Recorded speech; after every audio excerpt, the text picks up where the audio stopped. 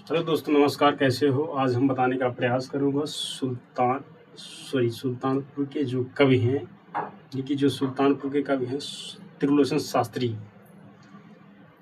त्रिलोचन शास्त्री एक हिंदी साहित्य के लेखक हैं, कवि हैं और साहित्यकार भी हैं और सुल्तानपुर के बहुत माने जाने हिंदी साहित्य से लेखक हैं।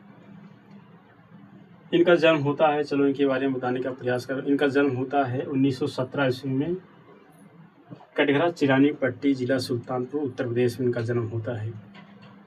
ये बहुत माने जाने साहित्य हिंदी कवि हैं और इनकी मृत्यु 2007 ईस्वी में होता है और इनका जन्म 1917 ईस्वी में होता है और 2007 में इनकी मृत्यु हो जाती है। इनका जन्म सुल्तानपुर चिरानी पट्टी सुल्तानपुर में होता है। इनका मूल नाम है वासुदेव सिंह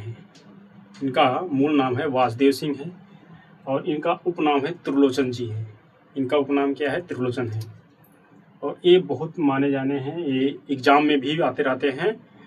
और इनकी थोड़ा बहुत जो महत्वपूर्ण रचनाएं हम बताने का प्रयास कर रहा हूँ। गजानन माधव मुक्त बोध जी ने इन्हें अवध का किसान कवि कहा है। क्या कहा है? गजानन माधव मुक्त बोध जी ने इन्हें अवध का किसान कवि कहा है। और इनकी काव्य रचनाएं यानी कि काव्य संग्रह जो इनकी एक महत्वपूर्ण रचनाएं हैं, इनकी प्रथम काव्य संग्रह रचनाएं हैं। इनकी प्रथम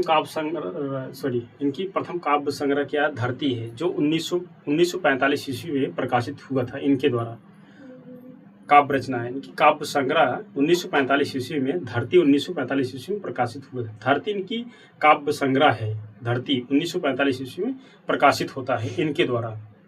इनकी जो कुछ और जो इनकी प्रमुख रचनाएं हैं उनको बताने का हम प्रयास कर रहे हैं। देखो, गजानन माधव मुक्त बोध जी ने इनको कहा दिया था अवध का किसान कवि हैं।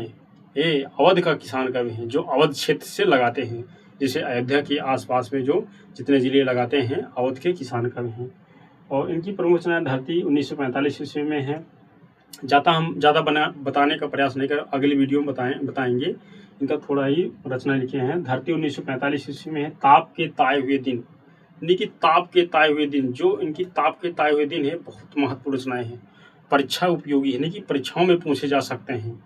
हमारा अनुभव है, परीक्षाओं में भी पूछा जा सकता है। ताप के ताए हुए दिन 1980 ईस्वी में प्रकाशित है जो है। और उस जनपद का कवि हूँ। स्वयं त्रिलोचन शास्त्री जी कह रहे हैं, उस जनपद का कवि हूँ।